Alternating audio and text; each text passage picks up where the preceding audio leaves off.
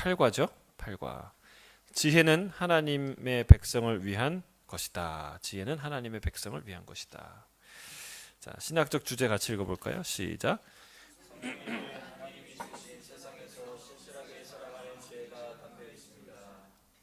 여러분, 성경에는 진짜 우리가 세상을 살아가는 지혜가 담겨 있다고 믿습니까?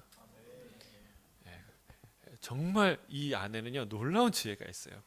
놀라운 지혜. 정말 우리의 영혼과 인생을 뒤흔들 만한 지혜. 그리고 정말 삶을 업그레이드하는 놀라운 지혜가 담겨 있어요. 저는 이 말씀을 사랑하고 먹고 씹고 보고 듣고 배고 자고 또 듣고 그런 사랑하는 말씀을 사랑하는, 그래서 지혜를 얻는 저와 여러분 되길 주의 이름으로 축복합니다.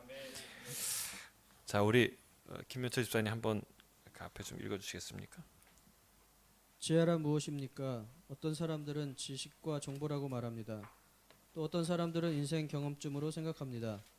행운의 쿠키 속에 든 한 줄짜리 경구를 떠올리는 사람도 있습니다. 그런데 성경은 지혜에 관해 어떻게 말합니까? 지혜는 지식 못지않게 중요합니다. 오히려 지식 이상으로 중요합니다. 지혜는 무엇을 아는가 보다 어떻게 해야 할지를 아는 것입니다. 지혜로운 사람은 세상에서 신실하게 살아가는 법을 알고 있습니다. 그들은 혀를 길들이고 만족을 유보하며 탐욕을 통제하고 고난을 잘 견뎌내는 법을 압니다. 우리는 그리스도인으로서 지혜가 필요한 상황에서 끊임없이 부닥칩니다. 자, 지혜는 무엇입니까? 지혜는 지식과 정보가 아니라 지혜는 어떻게 해야 할지 아는 것입니다. 자, 그 중간에 지혜는 무엇을 아는가 보다 어떻게 해야 할지를 아는 것입니다 라고 썼는데요. 그러니까 이 이야기는 무엇을 아는가가 지식이라면 어떻게 해야 되는가에 대한 이야기가 지혜다.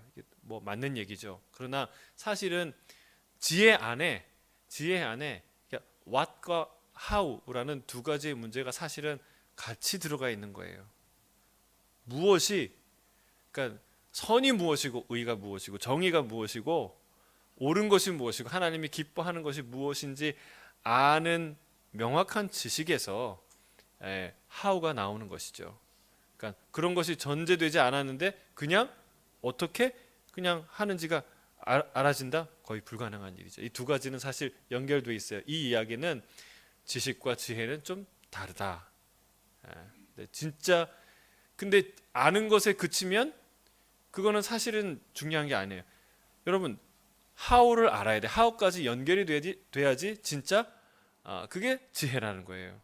요리가 김치찌개가 뭔지는 아는데 어떻게 해야 되는지 모르면 그거는 모르는 거죠. 거기까지 가는 것. 그러니까 우리의 머리가 아니라 우리의 가슴과 우리의 영혼과 우리의 육체와 우리의 삶이 바뀌게 하는 것, 그걸 구현하게 하는 것, 그것이 지혜다라고 말하고 있습니다. 그 옆에 제이 아담스가 쓴 말이 있어요. 같이 읽어볼까요? 시작. 잠언은 사랑과의 관계에 초점을 맞추고 있습니다. 그러나 다른 사람들과 언제나 하나님과의 관계에 바탕을 두고 있으며 하나님과의 관계는 모든 면에 영향을 자, 시편과 잠언이 좀 다른데 시편은 하나님을 향한 찬양과 고백과 기도 이런 그 내용이라면 잠언은 사람들 사이에서 어떻게 살 것이냐에 대한 이야기를 중점적으로 다룬다라는 것이죠. 근데 여러분, 이게 사람과 사람 사이에서 어떻게 처세해야 되는가, 어떻게 살아가야 되는가라는 처세술에 관한 책들이 참 많이 있지 않습니까? 세상에 뭐 명심보감 뭐 이런 유의 책들, 뭐 어떻게 처신해야 되는가, 어떻게 살아가야 되는가, 이런 많은 처세술이 있는데 잠언과 처세술이 다른 이유가 무엇입니까? 여기에서 제이 아담스가 얘기하는 거예요. 뭐냐면 똑같이 사람과 사람 사이에서 어떻게 행할 것인가에 대한 이야기를 하는 것 같지만 잠언에서 하는 이야기는 하나님과의 관계의 바탕에 서서 그 바탕에서 다른 사람들과 어떻게 관계를 맺을 것이냐, 다른 사람을 어떻게 섬길 것이고 대할 것이냐를 말하는 것이 잠언이라는 거예요. 여러분, 이게요 참 달라요. 그 진짜 휴머니즘은 성경에 있어요. 사람의 가치를 정말 드러내게 하고 사람 중심, 사람을 정말 섬기는 진짜 원리는 이 성경에 있어요. 근데 세상은요, 이 세상의 휴머니즘과 이 성경에 있는 휴머니즘은 뭐냐면 성경이야말로 사람이 중요하다고 가르쳐요. 정말 이 우주보다 중요하고 하나님이 목숨을 버릴 만큼 중요하다고 가르쳐요. 이것보다 더 위대한 인권 선언문은 없는 거예요. 성경이야말로 인간의 참된 가치에 대해서 명확하게 선언하고 있어요. 진짜 휴머니즘은 여기 안에 있어요. 그런데 세상은 그 얘기를 쏙 빼고요, 사람이 중요하다는 얘기만 해요. 사람이 중심이다라는 얘기만 해요. 예, 여러분 이거는요, 그러니까 잘못된 휴머니즘이에요. 그거는 하나님을 대적하는, 결국은 끝이 선하지 않은 휴머니즘, 우리의 바벨탑을 쌓는 그런 휴머니즘이 되고 만다는 사실이에요. 이 잠언에 나오는 얘기는 진짜 참된 인간과의 바른 관계는 하나님의 관계 위에 세워지게 된다. 하나님을 경외하는 지식 위에 참된 인간과의 관계를 우리가 갖게 되는 것이다라는 것을 알려주는 게 잠언이다라는 거예요. 자, 그래서 우리 세 가지를 볼 텐데 첫 번째 제목은 이것입니다. 지혜의 근본은 하나님을 경외함입니다. 자, 우리 잠언 1장 1절부터 7절까지 같이 읽어볼까요? 시작. 솔로몬의 잠언이라. 이는 지혜와 훈계를 알게 하며 깨닫게 하며 지혜롭게 공의롭게 정의롭게 정직하게 행할 일에 대하여 훈계를 받게 하며 어리석은 자를 슬기롭게 하며 젊은 자에게 지식과 근신함을 주기 위한 것이니 지혜 있는 자는 듣고 학식을 더할 것이요 명철한 자는 지략을 얻을 것이라. 잠언과 비유와 지혜 있는 자의 말과 그 오묘한 말을 깨달으리라. 여호와를 경외하는 것이 지식의 근본이오늘 미련한 자는 지혜와 훈계를 멸시하느니라. 아멘. 여기에 보면은 어떤 말이 마음에 와닿습니까? 이 잠언서에 대한 사용 설명서, 이 잠언서가 어떤 책인지에 대한 소개하는 말인데요. 첫째는 지혜와 훈계를 알게 한대요. 명철의 말씀을 깨닫게 한대요. 그래서 지혜롭게 공의롭게 정의롭게 정직하게 행할 일에 대하여 훈계를 받게 한다라고 말합니다. 저는 그 다음 구절이 참 마음에 와닿아요. 어리석은 자를 슬기롭게 하며. 여러분, 이것보다 어려운 게 없어요. 어리석은 자를 아무리 가르쳐도요, 어리석어요. 슬기로운 자는 잘 안 가르쳐도 슬기로워져요. 참 희한하죠. 근데 제가 제 어리석음을 돌아보면 이 어리석음을 깨우쳐주고 가르쳐주고 그리고 다음 단계로 나갈 수 있는 그 누군가가 있다면, 그 어떤 지식이 있다면, 그 존재가 있다면 좋겠어요. 제가 이제 대학생 때 그런 기도를 했어요. 하나님, 멘토가 있었으면 좋겠습니다. 영적인 멘토. 그러니까 내가 목회를 할 텐데 이 목회자로서 가야 할 길이 무엇인지 보여주고 가르쳐주고 깨우쳐주고 이끌어줄 수 있는 멘토가 있으면 좋겠습니다. 하나님, 보내주시고 가르쳐주세요. 기도했는데 그 기도의 응답으로 많은 동역자들을 주셨어요. 네. 정말 감사하게 그 기도의 응답 중에 한 분이 우리 란준선 목사님이세요.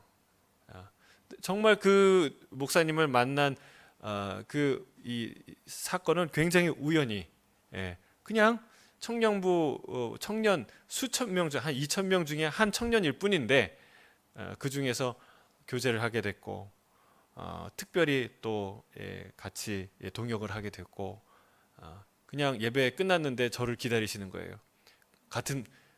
집 가는 방향이 같다고 데려다 주시겠다고. 참 그런 게 너무 감사했어요. 여러분, 그 전에는 이 나를 이끌어줄 영적 멘토가 누가 나를 이끌어주나, 누가 나의 이 미련함을, 나의 어리석음을 깨우쳐주고 부족함을 가르쳐주나, 뭐 남목사님 막 깨우쳐주고 가르쳐주고 막 야단치고 그러진 않았어요. 그러니까 함께 동역하고 나누고 보면서 그 자체가 저에게 큰 많은 도전이 되었고 나를 돌아볼 수 있는 수많은 그 기회들이 되었죠. 여러분 우리에게요, 우리의 어리석음을 깨우칠 수 있는 뭔가가, 어떤 존재가, 어떤 지혜가, 어떤 음성이 있는 것은 축복이에요. 축복. 근데 그렇게 우리의 어리석음을 깨우쳐 줄 수 있는 하나님의 말씀이 특히 어디냐면 잠언이라는 거예요. 그래서 제가 이번 수련회 가서요, 시간 날 때마다 뭐 했냐면 참 그거 해보세요. 요즘에 어떤 분들은 성경 필사하잖아요. 그래서 성경 필사해갖고 이거는 큰 아들을 위한 필사, 작은 아들을 위한 필사 그러는데 성경 낭독을 한번 해보세요. 녹음을 한번 해보세요.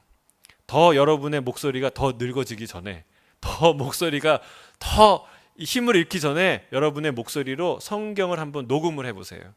근데 이 녹음이 쉽지 않더라고요. 제가요 잠언 1장부터 8장까지 녹음을 했는데 수십 번을 읽었어요. 왜냐하면 가다가 막 틀리거든요. 가다가 목소리가 마음에 안 들고 속도가 마음에 안 들고 가다가 막 입이 막 꼬이고, 그러면 다시 녹음하고 다시 녹음하고 다시 녹음하고 하는데 너무 좋아요. 이 말씀을 한번 녹음을 해보세요.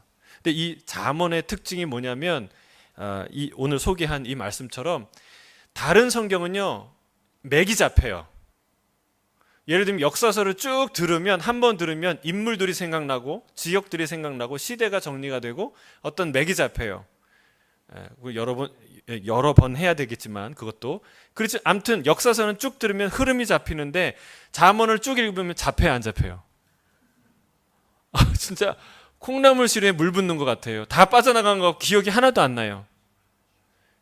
근데요 그게 놀라운 거예요. 잠언은 한 절 한 절이 책 한 권을 쓸 만한 인사이트, 통찰력을 갖고 있어요. 그래서 어느 날은 이 한 말씀을 딱 붙잡으면 그 한 말씀 때문에 내 1년이 바뀌고 10년이 바뀌는, 어떤 인생이 바뀌는 아주 중요한 통찰이 그 안에 담겨 있어요. 그래서 이 잠언 말씀은 한번 읽고 지나가고 내 읽었어 잠언, 이렇게 사용할, 이게 사용 설명서를 제가 말씀드리는 거예요. 잠언을 그렇게 사용하면 안 돼요. 잠언은요 읽고 또 읽고 자주 읽어야 돼요. 자꾸 듣고 암송하고 자꾸 하면서요. 그러면 뭐가 생각이 나냐면 나의 어리석음이 드러나요. 뭐가 지혜인지 내 머리와 생각을, 내 영혼을 스치는 놀라운 통찰이 번뜩이고 이게 돼요. 그래서 여러분 이거를 갖다가 한번 녹음을 해보세요. 그리고 집에 가면서, 회사 출근하면서 계속 들으세요. 그리고 내 자녀들에게 선물로 주세요. 이 말씀을 들을지어다. 내 아들아, 내 아비의 명령을 지키며 내 어머니의 법을 떠나지 말고 그것을 내 목에 메고 내 마음에 새기라. 이런 내가 내 자녀를 향해서 주는 이 말씀을 한번 녹음을 해보세요. 좋은 선물이 될 거예요. 자, 말씀이 이 잠언이 그렇다는 거예요. 그 다음에 젊은 자에게 지식과 근신함을 주기 위함이다. 청년들이면, 어린 자녀일수록 잠언을 읽으십시오. 뭐가 생긴다고요? 지식이 생겨요. 어떤 지식일까요? 하나님을 아는 지식, 사람을 아는 지식. 근신함을 준대요. 여러분 잠언을 읽으면요, 쭉 읽어보잖아요. 그러면요 부지런히 살아야 되겠다, 하나님 경외하며 살아야 되겠다, 베풀며 살아야 되겠다, 정직하게 살아야 되겠다, 이런 마음들이 막 생겨요. 이게 근신이에요. 깨어있는 경각심, 이런 마음들을 계속 주는 게 이 잠언이라는 거예요. 그래서 여호와를 경외하는 것이 지식의 근본이다. 미련한 자는 지혜와 훈계를 멸시한다 말하고 있습니다. 우리 김현철 집사님 계속 한번 읽어주세요. 먼저 지혜로움이 정보 습득과 어떤 관련이 있는지 주목하십시오. 지혜는 지식, 학식, 가르침, 이해력, 통찰력 있는 격언 등과 관련이 있습니다. 하지만 앞서 언급했듯이 지혜는 정보 그 이상입니다. 사상과 말씀과 가르침을 배워야 어떻게 살아갈지 알 수 있습니다. 그러므로 지혜란 특별한 직관처럼 그저 나에게 오는 것이 아닙니다. 지혜는 하나님이 말씀을 통해 주시는 선물입니다. 하나님은 우리가 듣고 배우고 순종하기를 원하십니다. 그리고 지식과 통찰력으로 자기 백성을 가르치고 인도하며 권면하십니다. 자, 여기서 직관이라고 얘기를 했는데 사실은 지난주에 제가 영감에 대한 이야기를 했어요. 성경은 하나님의 말씀은 영감의 보고다. 그렇죠? 근데 사실은 이런 영감과 특별한 직감들은요. 출처가 중요합니다. 어디에서 나오는지. 책에서도 나올 수 있고 사탄에게서도 나올 수 있고 자기 자신에게도 나올 수 있고 다른 사람에게서 나올 수 있어요. 그런데 그런 영감과 성경이 주는 영감은 다르죠. 다릅니다. 왜 다를까요? 성경은요, 하나님의 말씀은 살았고 운동력이 있어. 여러분, 하나님의 말씀은 살아있는 존재예요. 살아있어요. 꿈틀거려요. 움직여요. 나를 깨워요. 찔러 쪼개요. 여러분, 그게 말씀이라는 거예요. 그래서 말씀은 살아있어서 나의 생각을, 살아있는 이 말씀이 내 안에서 나의 어리석음을 드러내고 미련함을 쪼개서 찔러서 버려버리고 그렇게 그런 일들을 계속해서 한다는 사실입니다. 그래서 여러분, 포인트는 말씀과 지식이 뭐가 다르냐? 말씀과 지식이 뭐가 다릅니까? 여러분, 이 말씀은 살아있다는 거예요. 하나님의 말씀이기 때문에 그렇다는 사실입니다. 이 하나님의 말씀을 통해 지혜를 주신다라고 얘기해요. 하나님은 지혜를 주시는 분이에요.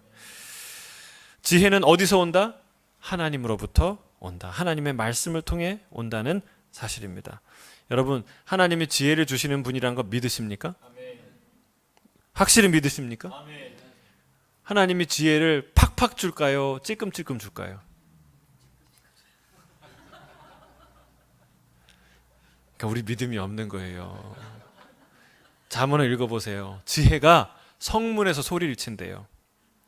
나 여기 있다. 지혜 나 여기 있다.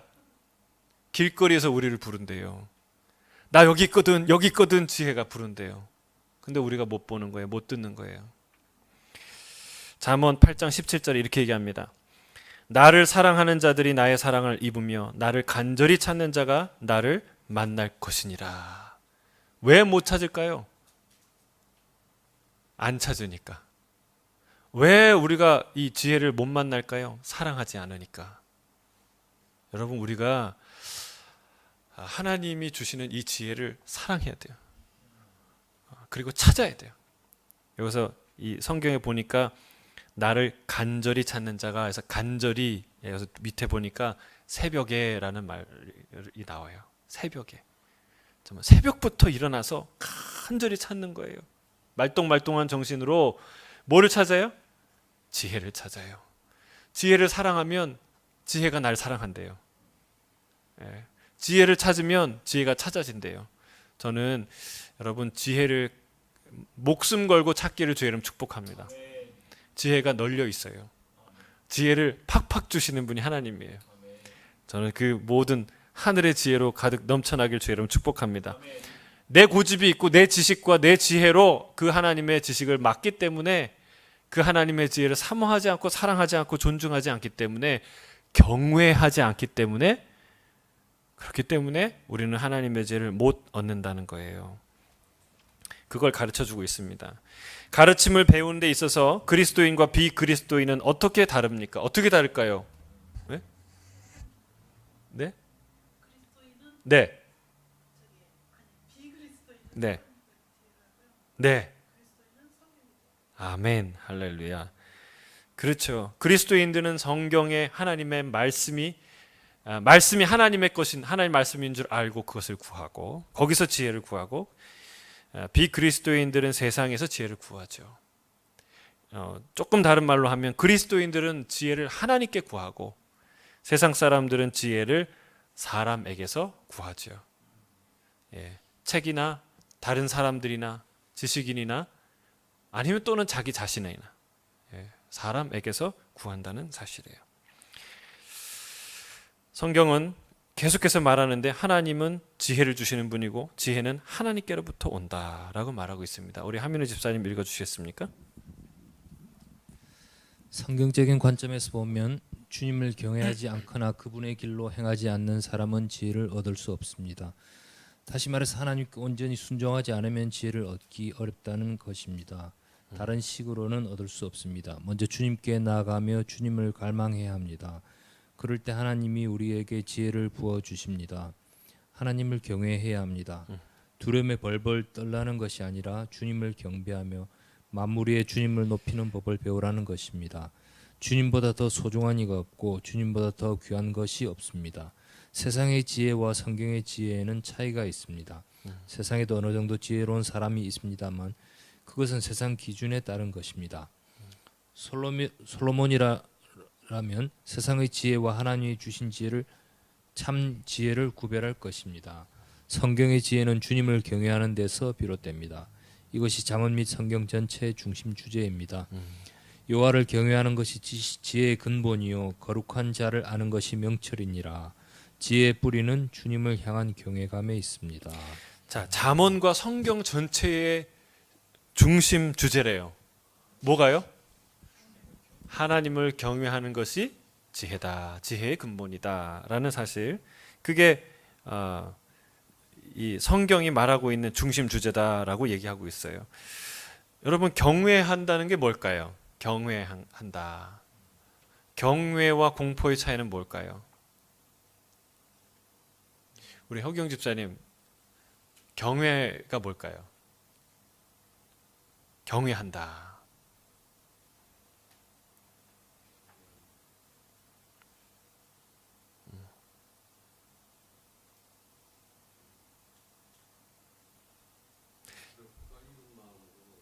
떨리는 마음으로.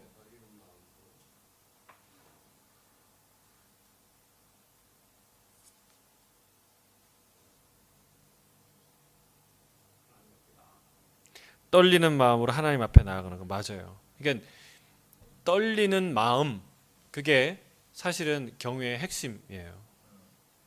근데 떨리긴 떨리는데 이게 떨림은 다른 말로 얘기하면 어떤 두려움이라고 말할 수가 있겠죠. 근데 경외라는 것은 사랑하는 존재 앞에서의 두려움. 사랑하는 존재 앞에서의 두려움. 그게 경외예요. 공포는 뭘까요? 공포는 미워하는 자의 앞에서의 두려움. 그건 공포예요. 미워하고 싫어하는데 무서워요. 그건 공포예요. 예? 근데 사랑하고 좋아하고 좋아서 너무너무 죽을 것 같은데 두려워요. 그게 경외라는 거예요. 사실 우리가 미워하는 것도 두렵고요. 사랑하는 것도 두려워요. 근데 이 사랑하는 게 제일 두려워요. 여러분, 누가 제일 두렵습니까? 여러분의 자녀가 두렵지 않아요? 제일 사랑하니까. 남편과 아내가 두렵지 않습니까? 사랑하니까. 사랑하는 자 앞에서의 두려움, 그게 경외예요. 그러니까 하나님 앞에서 그런 하나님을 사랑하고 하나님을 좋아하고 하나님을 경배하고 하나님을 존경하고 그런 마음, 그러나 하나님을 두려워, 너무너무 좋아해서, 그게 경외라는 거예요. 저는 일평생 하나님을 경외하는 자가 되길 주의 이름으로 축복합니다. 너무너무 좋아서 두려운 거, 두려울 만큼 좋은 거, 오매 좋은 거 우리 하나님 너무 좋아요. 이런 마음이 넘치길 바랍니다. 그 경외함이에요. 경외함. 여러분, 지혜는 그 경외함에서 나온다는 말이 뭘까요? 지혜는 예를 한번 들어볼게요. 남의 집에 갔어요. 남의 집에 갔는데 그 남의 집에서 지혜롭게 행동하는 아이가 있고 미련하게 행동하는 아이가 있어요. 자, 어떤 아이가 지혜롭게 행동할까요? 남의 집에 딱 갔는데 어떤 아이가 지혜로울까요? 네? 그렇죠. 일단은 거기에 주인이 누군지 알아야 돼요. 그렇죠? 그리고 그 주인을 좋아해야 돼요. 예?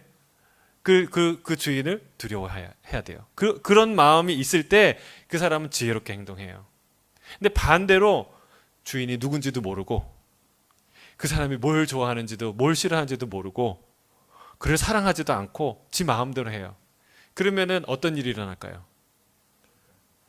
주인이 이렇게 보겠죠. 이렇게 보다가 이렇게 막 하다 까부네. 그래 이렇게 보다가 도가 지나쳐요.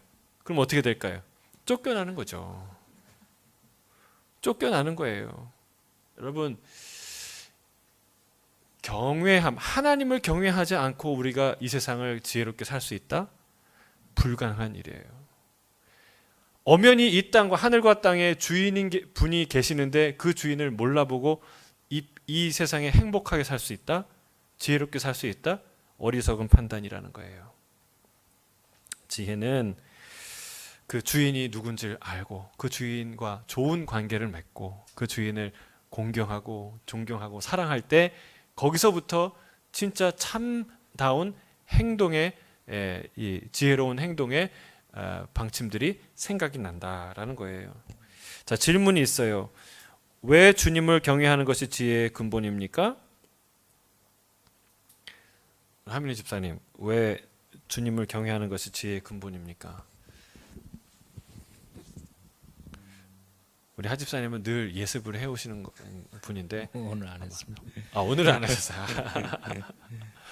딱 걸리셨네요. 주님을 위해서 아주 경외하는 게 주님을 경배하며 만물의 주님을 높이는 법을 배우는 거기 때문에 주님을 경외하게 되면은 하나님 그 지혜의 근본의 그 마음을 주실 거라고 생각이 됩니다. 맞습니다. 그렇죠.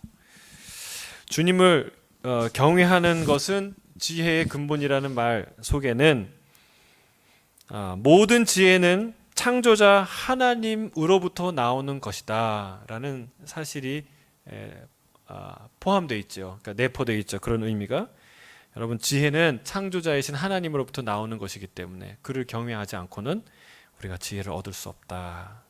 두 번째 질문이 이런 질문이에요. 왜 하나님을 경외하지 않거나 그분의 길로 행하지 않으면 참 지혜를 얻을 수 없습니까? 왜 그럴까요? 이것은요, 이게 참 맞는 얘기예요. 그냥 예를 들면 참된 권위를 인정하지 않으면 그 사람으로부터 가르침을 받을 수 있습니까? 없습니까? 없어요. 골프 좋아하는 사람이요, 예전에 제가 CGN TV에 있을 때 최경주 프로골퍼 잘 나갈 때, 지금도 이제 CGN TV 이사이겠지만 홍보이사겠지만 그때 이제 함께 아우팅을 하고 원포인트 레슨을 하고 함께 아우팅을 하는 그 후원의 밤을 했는데 많은 사람들이 지원했어요. 왜 지원했을까요? 한 수 배우려고. 그렇죠. 골프에 관한 한 그 사람 프로니까. 그리고 그것을 존경하니까. 정말 이 최경주 선수는 아침부터 밤까지 연습벌레잖아요. 연습벌레. 그 프로 골퍼로서의 그 사람을 신뢰하고 존경하고 좋아하지 않고서는 그날 후원의 밤에 올 수 있을까요? 원포인트 레슨을 받을 수 있을까요? 그것 자체가 불가능한 거예요. 신뢰하지 않고 존경하지 않는 대상에게 무언가를 배울 수 있는 것은 불가능하다는 사실입니다. 심지어는 그가 최경주 할아버지 골퍼래도 그 사람과 비교할 수 없는 사람이래, 타이거 우즈래도, 또 어떤 대단한 사람이라도요, 여러분, 그를 존경하지 않으면, 그를 신뢰하지 않으면, 그를 사랑하지 않으면 그에게로부터 배울 수 없다는 거예요. 그러면 어떤 관계가 되느냐? 그를 존경하지 않고 그를 신뢰하지 않으면요, 그를 시기하고 질투하고 비판하는 대상이 되는 거예요. 그러니까 우리가요, 논쟁을 해도 사실은 논쟁을 잘해야 돼요. 논쟁을 하면서 서로 배워야 돼요. 근데 서로 배울 수 있고 서로 발전할 수 있는 논쟁의 전제 조건이 있는데 그것은 서로를 존경해야 되는 거예요. 서로를 존경하고 사랑할 때 나와 다른 사람들과 의견이 다른 사람과 이야기하면 그게 나에게 지혜가 되고 발전이 되고 이득이 되는데, 여러분, 존경하지 않고 사랑하지 않는 사람하고 논쟁해 보세요. 그게 논쟁이 유익한 논쟁이 됩니까? 아니면 무익한 논쟁이 됩니까? 100% 무익한 논쟁이에요. 싸움이 되는 거예요. 분쟁이 되는 거예요. 상대방이 아무리 탁월한 식견이 있고 아무리 전문가적인 지식을 갖고 있어도요, 사람이요 참 교만해서 딱 그 사람을 싫어하고 그 사람을 무시하기 시작하면요, 끝까지 싸워요. 그것이 심지어 하나님이 돼도 그렇게 된다는 거예요. 하나님이 아무리 말씀을 해도 아무리 지혜로운 얘기를 해도 하나님을 경외하지 않는데 배울 수 있나요? 배울 방법이 없어요. 배울 재간이 없어요. 첫 번째, 지혜를 배울 수 있는 첫 번째 관문은 겸손이에요. 그리고 하나님을 경외하고 사랑하고 신뢰하고 존경하고 따르지 않으면 하나님으로부터 지혜를 배울 수 없다라는 사실입니다. 그래서 여러분, 우리 지혜의 기본기, 지혜를 여는 첫 번째 그 자세가, 가장 중요한 자세가 뭐라고 합니까? 하나님을 경외하는 것. 저는 여러분 하나님을 경외하길 주의 이름으로 축복합니다. 사랑하는 자, 사랑하는 존재 앞에서의 두려움. 그러니까 벌 받을까봐 덜덜 떨리는 게 아니라 사랑하는 이에게 상처를 줄까봐 떨리고, 사랑하는 이로부터 뭔가 잠시 뭔가를 이렇게 떨어질까봐 두렵고, 그렇죠?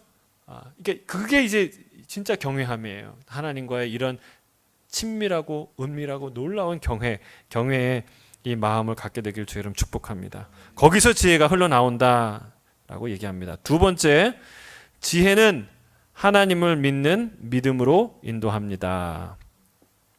지혜는 하나님을 믿는 믿음으로 인도한다는 거예요.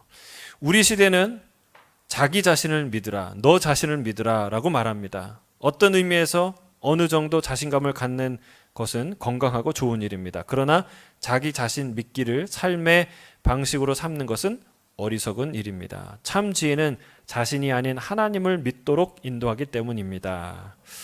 우리 잠언 3장 1절부터 12절 같이 읽겠습니다. 시작. 내 아들아, 나의 법을 잊어버리지 말고 내 마음으로 나의 명령을 지키라. 그리하면 그것이 내가 장수하여 많은 해를 누리게 하며 인자가 떠나지 말게 하고 그것을 내 목에 매며 내 마음판에 새기라. 그리하면 내가 하나님과 사람 앞에서 은총과 귀중히 여김을 받으리라. 너는 마음을 다하여 하나님을 신뢰하고 내 명철을 의지하지 말라. 너는 범사의 그를 인정하라. 그리하면 내 길을 지도하시리라. 스스로 지혜롭게 여기지 말지어다. 여호와를 경외하며 악을 떠날지어다. 이것이 내 몸에 양약이 되어 내 골수를 윤택하게 하리라. 내 재물과 내 소산물의 처음 익은 열매로 여호와를 공경하라. 그리하면 내 창고가 가득히 차고 내 포도즙 틀에 새 포도즙이 넘치리라. 내 아들아, 여호와의 징계를 경히 여기지 말라. 그 꾸지람을 싫어하지 말라. 대저 여호와께서 그 사랑하시는 자를 징계하시기를 마치 아비가 그 기뻐하는 아들을 징계함 같이 하시느니라. 우리 하집사님 계속 좀 읽어주시겠습니까? 본문에서 솔로몬이 말한 요점은 너 자신을 믿지 말고 주님을 믿어라입니다. 지혜는 주님을 경외하는 마음에서 비롯됩니다.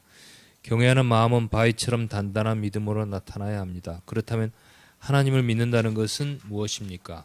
믿음은 독립 독행의 자세를 버리라는 것을 의미합니다.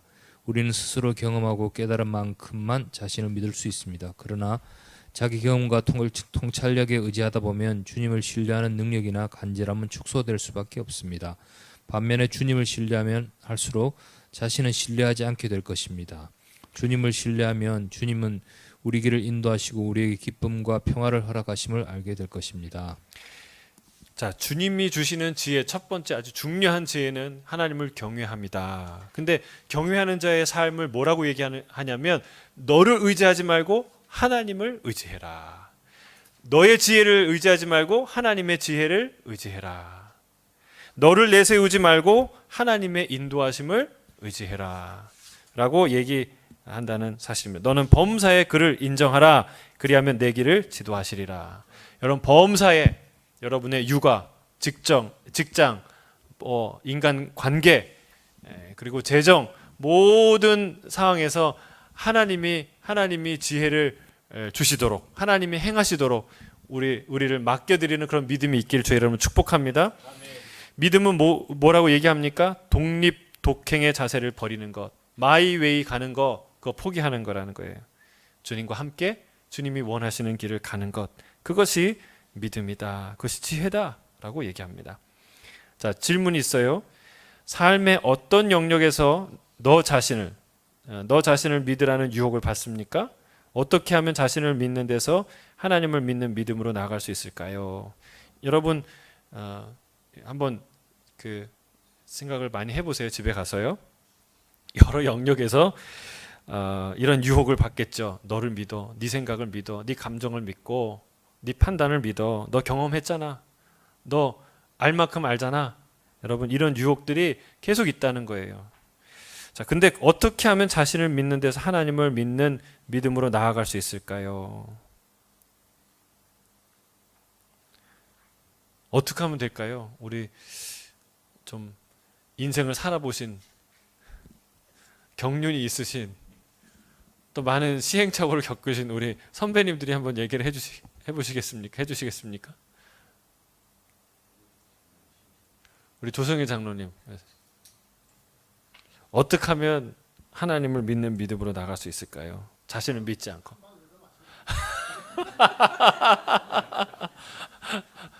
정답입니다. 명답입니다. 한 방 얻어맞으면 된다. 얻어맞는 것도 아니고 얻어맞아야 되죠. 뒤지게 얻어맞아야. 우리 김진곤 장로님도 우리 한마디 해주시죠. 아, 미투. 요즘 미투 운동이 여기까지 번졌군요. 미투. 근데 여러분, 우리가요, 이게 잘 안 돼요. 하나님, 지혜는 하나님으로부터 온다는 걸 믿으면서 항상 나는 내 지혜를 의지해요. 결론은 my way예요. 여러분, 그래서 우리는요, 정말 기도해야 돼요. 어떤 기도를 해야 될까요? 잠언 26장 16절에 이렇게 말하고 있어요. 게으른 자는 사리에 맞게 대답하는 사람 7보다 자기를 지혜롭게 여기느니라. 여러분, 이게 우리의 모습 아닙니까? 어리석은 자는요, 사리에 맞는 7사람이 사리에 맞는 얘기를 다 했어요. 근데 아무것도 들을 게 없네. 나는 그 상황이 아니거든. 내 판단이 정확하거든. 이렇게 얘기한다는 거예요. 그게 누구예요? 나라는 거예요. 그런 사람이 어떻게 하나님을 경외할 수 있어요? 그런 사람이 어떻게 하나님의 음성을 들을 수 있어요? 여러분, 우리가 기도해야 돼요. 하나님, 나는 미련한 자입니다. 어리석은 자이고, 이게 게으른 거예요. 여러분, 나를 다스리고 다듬고 내 영혼을 지키고 정직한 건 부지런한 사람만 할 수 있어요. 예. 우리의 미련하고 악한 자의 특징이에요. 그냥 이대로 내가 좋은 거예요. 나를 지키고 싶은 거예요. 변하기 싫은 거예요. 깨뜨리기 싫은 거예요. 힘든 거 하기 싫은 거예요. 그래서 얘기하는 거예요. 자기를 합리화하는 거죠. 지혜롭게 사리에 맞게 7명이 얘기하는데 들을 얘기가 하나도 없다고 얘기하는 거예요.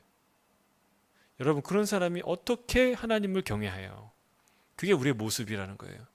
여러분, 기도해야 됩니다. 하나님, 나는 어리석어서 하나님이 지혜로운 말씀을 하시는데도 지혜롭다 여기지 않고, 하나님이 정말 내 관절과 골수를 찔러 쪼개는 정말 놀라운 말씀을 선포하는데도 하나님, 그거 다 아는 얘긴데 말하고, 그게 나라고. 그게 나라고. 미련한 자라고. 여러분, 그렇게 기도해야 여러분, 우리에게 진짜 지혜가 임할 줄로 믿습니다. 확신을 가지세요. 어떤 확신입니까? 하나님은 진짜 지혜로우신 분이고, 정말 모든 것을 아시고, 하나님의 지혜와 지식은 정말 이 우주를 가득 채우고도 남음이 있는 놀라운 분이라는 사실을 확고하게 믿어야 돼요. 여러분이 스스로 똑똑하다 믿는 사람은 헛똑똑이에요. 예, 그건 정말 헛똑똑이에요. 하나님으로부터 오는 지혜가 있는데 그걸 두고 자기 자신을 신뢰한다? 헛똑똑이라는 거예요. 우리 핵심 교리 9, 우리 전지하신 하나님 같이 한번 읽도록 하겠습니다. 시작.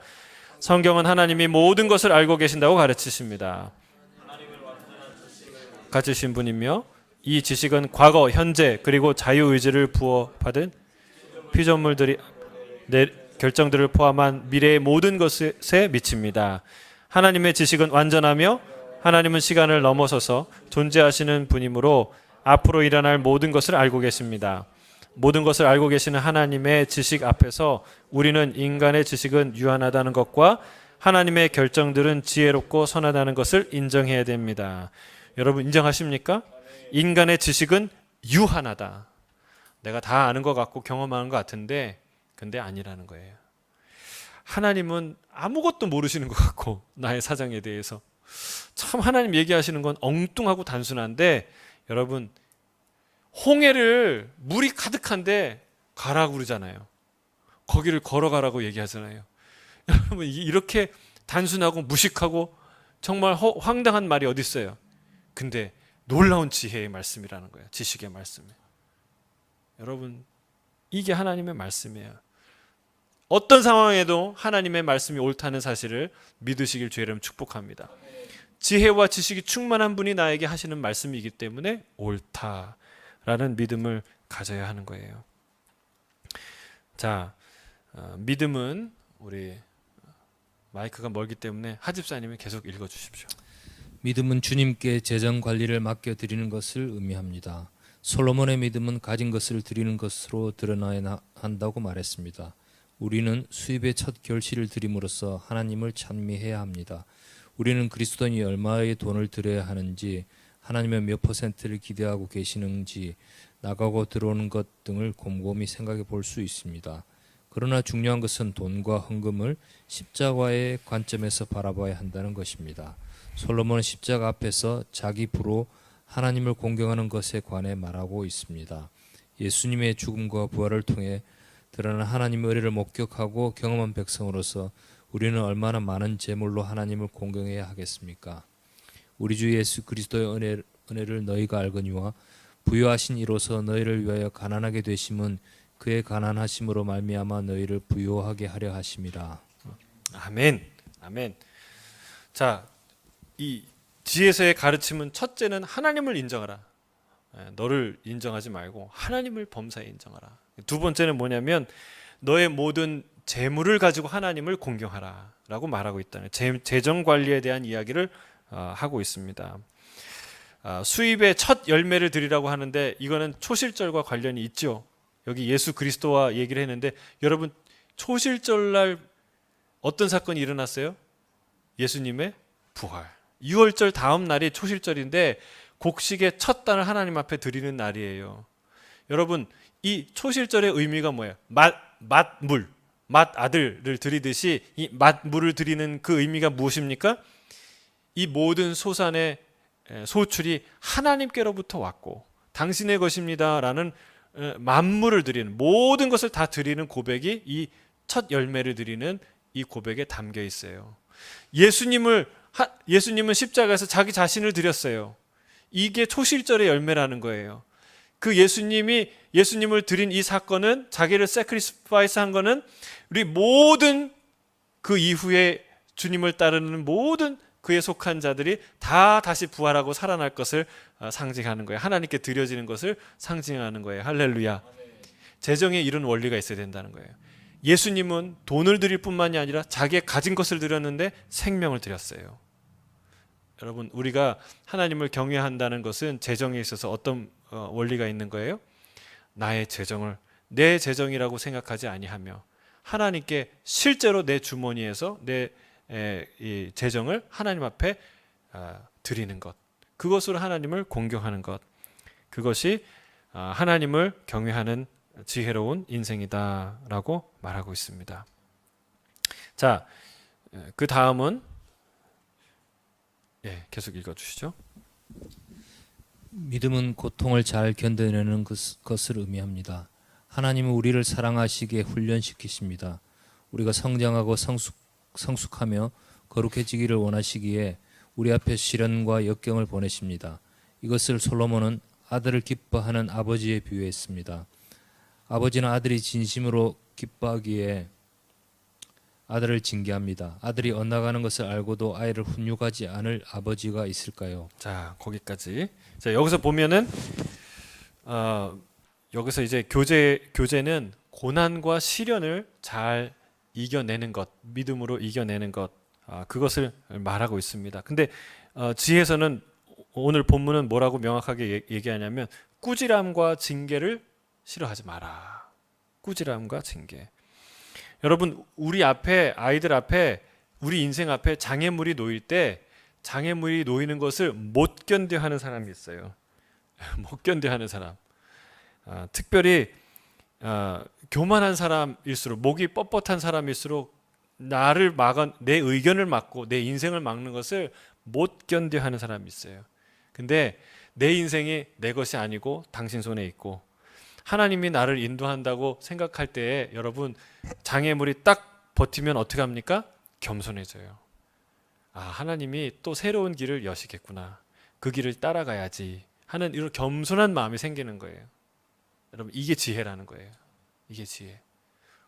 막 내 앞에 왜 이런 장애가 있어? 화가 나고 막 열불이 나고. 여러분 하나님 앞에 은혜 받는 것도 이럴 수 있어요. 내가 이렇게 헌신하고 기도하고 이렇게 했는데 왜 이걸 안 들어주셔? 똑같은 거예요. 여러분 믿음이라는 건요 다 드리는 거예요. 그리고 그분의 시간에 그분의 방법으로 우리에게 행할 권리를 인정하는 거예요. 그게 믿음이라는 거예요. 내 앞에 꾸지람과 징계가 임할 때에도 장애물이 임할 때에도 시련이라는 어려움이 임할 때에도 그때 믿음이 있어야 견뎌낸다는 거예요. 믿음이 있어야. 그걸 견뎌내는 것이 믿음이고 지혜다. 여러분 그걸 못 견뎌내는 게 그게 지혜가 아니라는 거예요. 그럼 어리석은 자의 삶이라는 거예요. 태도라는 것이죠. 자, 그래서 우리는 어떤 고백을 해야 됩니까? 꾸지람과 징계가 임할 때, 장애물이 놓여 있을 때 이런 고백을 해야 돼요. 주님, 나를 가르쳐 주옵소서. 주님, 길을 보여 주시옵소서. 새로운 길을 열어 주시옵소서. 이런 기도를 주님 앞에 드려야 한다는 사실입니다. 자, 100쪽 넘어가서 마지막 세 번째 제목을 같이 읽어볼까요? 시작. 지혜는 하나님이 만드신 세상에서 살아가는 법을 가르쳐 줍니다. 세상인데 어떤 세상입니까? 하나님이 만드신 세상. 그 세상에서 하나님의 뜻대로 선하게 살아갈 수 있는 법을 가르쳐 주는 게 지혜다.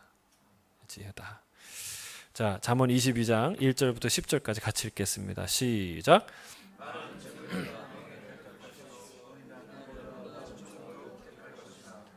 가난한 자와 부한 자가 함께 살거니와 그 모두를 지으신 이는 여호와이시니라. 슬기로운 자는 재앙을 보면 숨어 피하여도 어리석은 자는 나가다가 해를 받느니라. 겸손과 여호와를 경외한 보상은 재물과 영광. 패역자의 길에는 가시와 올무가 있거니와 영혼을 지키는 자는 이를 멀리하느니라. 마땅히 행할 길을 아이에게 가르치라. 그리하면 늙어도 그것을 떠나지 아니하리라. 부자는 가난한 자의 주관하고 빚진 자는 채주의 종이 되느니라. 악을 뿌리는 자는 재앙을 거두리니 그 분노의 기세가 쇠하리라. 선한 눈을 가진 자는 복을 받으리니 이는 양식을 가난한 자에게 줌이라. 거만한 자를 쫓아내면 다툼이 쉬고 싸움과 수욕이 그치는. 이게 10절인데요. 여기에서 몇 편의 설교가 나올까요? 예? 10편의 설교 플러스 곱하기 10. 여러분 이 안에서요 수많은 설교가 나올 수 있어요. 이거는 정말 대단한 인사이트예요. 우리 질문에 보면 잠언 22장 1절에서 10절은 우리에게 어떻게 살아가라고 가르칩니까? 1절은 뭐예요? 많은 재물보다 명예를 택할 것이요 은이나 금보다 은총을 더욱 택할 것이니라. 여러분 이 세상에서 제일 강력한 유혹과 우리의 마음을 끌어들이는 게 재물인데, 재물의 특징은요 신처럼 군림한다는 거예요. 그러니까 주님이 그랬잖아요. 하나님과 재물을 겸하여 섬길 수 없다. 하나님과 같은 자리를 차지하려고 하는 게 재물이에요. 그만큼 강력한 유혹을 주는 게 재물인데 기억하라는 거예요. 재물보다 더 소중한 것이 있다. 재물은 그 소중한 것을 창출하고 사고 그 소중한 것을 얻기 위해서 사용될 도구이지 그 모든 것을 희생해서 얻을 목적이 아니다 라는 것을 가르쳐 주는 거예요. 야, 여러분 이 한 절 한 절이 다 설교 아닙니까? 그렇죠? 2절에 보면 가난한 자와 부한 자가 함께 살거니와 그 모두를 지으신 이는 여호와이시니라. 여러분 가난한 자와 부한 자가 함께 산대요. 하나님이 그것을 허락하셨대요. 그러니까 여러분 그러니까 가난한 자가 있고 부한 자가 있어요. 서로 공존하는 거예요. 그래서 못 가진 자가 가진 자를 어떻게 해가지고 평등하게 만든다는 사상 자체가 하나님의 말씀에 위배되는 거예요. 여러분 하나님이 그렇게 정하셨어요. 너는 부자로, 너는 가난한 자로 정했다는 게 아니라 자유롭게 심으면 거두는 30배, 60배, 100배 거둘 수 있는 부지런한 자. 여기 보세요. 성경을 보면요. 잠언에 보면 계속해서 부자는 어떤 부자가 된다? 부지런한 자가. 근데 부지런하지도 않고서 부자를 막 핍박하고 막 부러워하고 그리고 배아파해요. 그게 온당한 거예요? 거짓된 거예요? 나쁜 거, 어리석은 거예요. 하나님이 그런 룰을 주셨다는 거예요. 부지런하게 하나님을 경외하는 자, 그렇게 살아가는 자에게 하나님이 부를 주시는데 그거 억지로 뺏으려고 하는 사람은 안 된다는 거예요. 부자와 가난한 자가 공존하도록 지키는 게 나라예요. 그게 공평한 룰이라는 거예요. 자, 세 번째는 뭐라고 얘기합니까? 슬기로운 자는 재앙을 보면 숨어 피하여도 어리석은 자는 나아가 해를 받느냐. 때를 분별하라는 거예요. 이거는 나가야 될 때가 있고 숨어야 될 때가 있고 피해야 될 때가 있는데 무조건 막 나가서 부딪힌다. 그건 어리석은 자라는 거예요. 때를 분별하라. 세 번째는 4절은 시작. 겸손과 여호와를 경외 재물과 영광과 생명. 여러분, 재물을 얻고 영광을 얻고 생명을 얻는 비결이 뭐냐? 겸손이라는 거예요. 여호와를 경외하는 것. 거기에서 우리 진짜 부가 온다. 진짜 영광과 생명이 온다. 5절에 보면 패역한 자의 길에는 가시와 올무가 있거니와 영혼을 지키는 자는 이를 멀리하느니라. 뭐가 중요하다는 얘기예요? 영혼을 지키는 자는. 그래서 계속 이 잠언에서 얘기하면 너 마음을 지켜라. 영혼을 지켜라.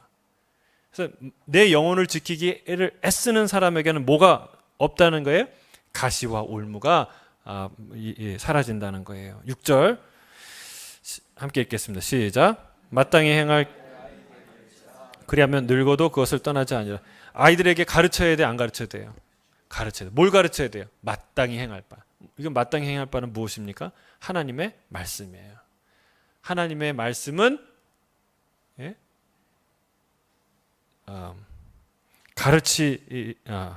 의로 교육하기에 유익하니, 그렇죠?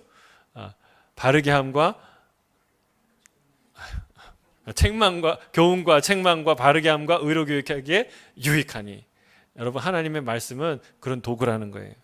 여러분, 가르쳐야 됩니다. 그래야 늙어서도 그것을 떠나지 않는다. 타이밍을 놓치지 마라. 그리고 아이들에게 가르치라 라고 지금 성경은 말하고 있어요. 이게 지혜다. 7절. 안 가르치니까 모르는 거고 안 가르치니까 방황한다는 뜻이에요. 자, 7절 시작. 부자는 가난한 자를 주관하고 빚진 자는 채주의 종이 되느냐. 빚지지 말라라는 거예요. 그리고 성경에는 담보를 서지도 말라. 그러니까 뭐라고 그러죠? 채무 보증이라는 보증 서지 말라. 이런 말도 하고 있어요. 자, 8절 시작. 그 분노의 기세가 쇠하리라. 악을 뿌리고 다니는 어리석은 자가 있다는 거예요. 가는 곳마다 그냥 악을 뿌리는 거예요. 막 그냥 씨를 뿌리듯이. 어리석은 자다. 9절 시작. 선한 눈을 가진 자는 복을 받으리니 이는 양식을 가진 자에게 가난한 자에게 줍니다. 여러분, 양식을 나누는 사람, 이런 선을 행하는 사람은 어떤 사람이라는 거예요? 선한 눈을 가진 사람. 여러분, 선한 눈을 갖길 주님 축복합니다. 이 눈은 어떤 눈입니까? 불쌍히 여기는 눈. 누구를 보는데 그 눈으로 보는데 그냥 똑같은 사람인데 불쌍히 여겨요. 긍휼히 여기는 이렇게 보여요. 참 불쌍히 여겨요. 그래서 내 주머니를 열고 내 마음을 열고 도와주는 그 선한 눈이라는 거예요. 저는 그런 눈을 갖게 되길 주님 축복합니다. 10절 시작. 다툼이시고 싸움과 수욕이 그치네. 누가 싸움과 수욕과 다툼의 근원이라는 거예요? 거만한 사람들.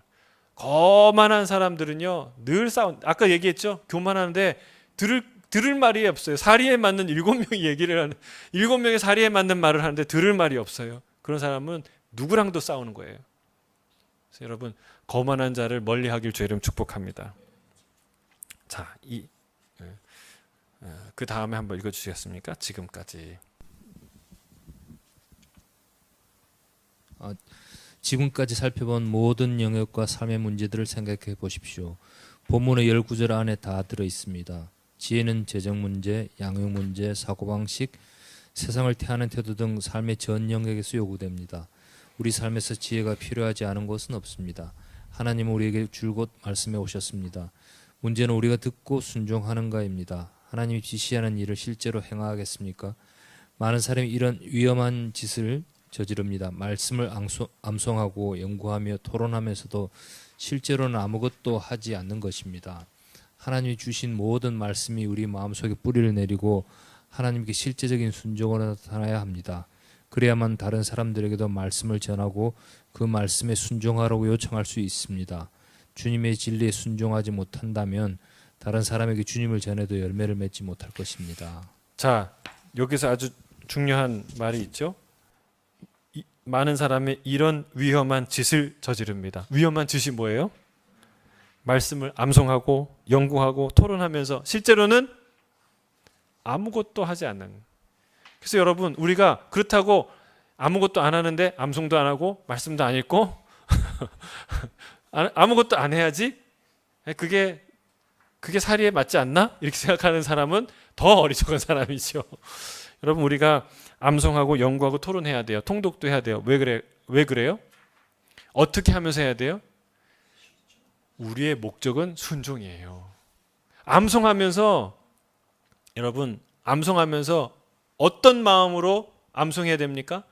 하나님, 이 말씀에 순종하게 해 주십시오. 이 말씀을 내가 실천하게 해 주십시오. 하나님, 이 말씀이 내 삶이 되게 해 주십시오. 하나님, 부활을 우리가 고린도전서 15장을 외우는데 왜 암송합니까? 그냥 기억하면 그건 지식이에요. 근데 하나님, 이 부활의 소망이 내 가슴과 영혼에 새겨지게 해 주십시오. 하나님, 내가 감기가 걸려도 죽겠다고 막 짜증내고 무섭고 두렵고 내 죽을까 봐 두렵고 조그만 사고가 나도 그런데 여러분, 정말 내가 어떤 상황에서도 이 부활 신앙을 선포하게 해주시고 사망이 승리하는 게 아니라 부활이 승리하고 생명이 승리한다는 사실을 내가 알고 믿게 해주시옵소서. 사망아, 너의 승리가 어디 있느냐? 이런 이 놀라운 담대함이 나의 고백이 되게 해주십시오라고 기도하면서 암송해야 되는 거예요. 여러분, 암송과 통독과 말씀 연구의 모든 목적과 방향은 그런 순종이에요. 그래서 우리가 순종을 우리가 기도하면서 그 모든 과정을 해야 합니다. 그 순종을 강화시키는 방법, 그 암송하면 할수록 내가 주님께 순종해야지. 내가 이 부활 소망을 붙들어야지. 내가 겸손해야지. 이 마음이 들어야 안 들어요?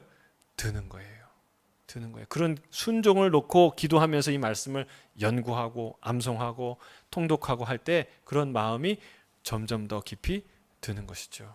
여러분, 이 지혜의 말씀을 계속 읽길 바랍니다. 이 지혜의 말씀 읽으면요, 내가 게을렀구나, 열심히 살아야지. 내가 나를 의지했구나, 겸손해야지. 사람과 다투면 안 되지. 내가 손해봐야지, 나눠야지. 이런 마음들이 계속 솟아나와요. 그래서 여러분, 이 잠언서를 가까이 하고 하나님을 경외하는, 사람들을 살리는 그런 놀라운 지혜로운 인생이 되길 주의 이름 축복합니다. 같이 한번 기도하겠습니다.